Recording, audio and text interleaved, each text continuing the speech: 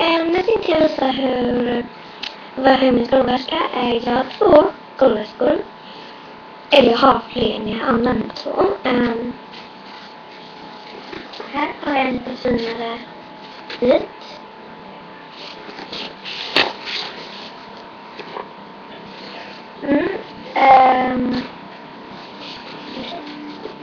I det lilla paket har jag lite pengar. Ränta och sånt. Skolan måste köpa en glass med kompisarna. Och mobil. Det är bra pris. Några tossar. Det kan alltid behöva.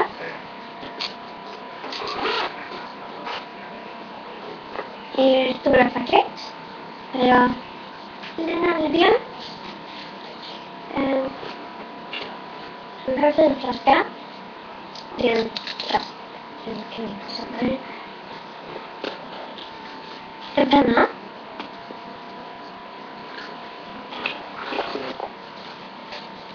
Skrivblock. Hårborste.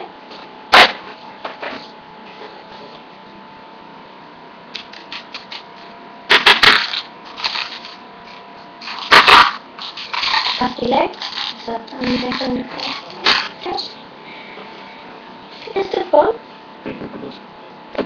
Men det kan man behöva som man lite tråkigt. Solglasögon. Om det är för sig soligt. En bussningssats.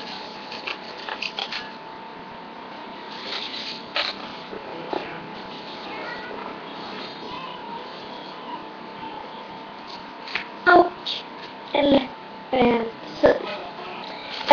det jag har är min finare skolväska i en annan skolväska. Jag tänkte mer än så.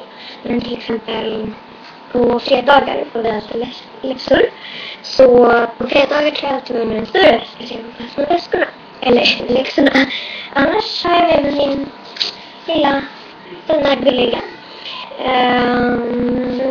Ja, det var vad jag har i min skolväska.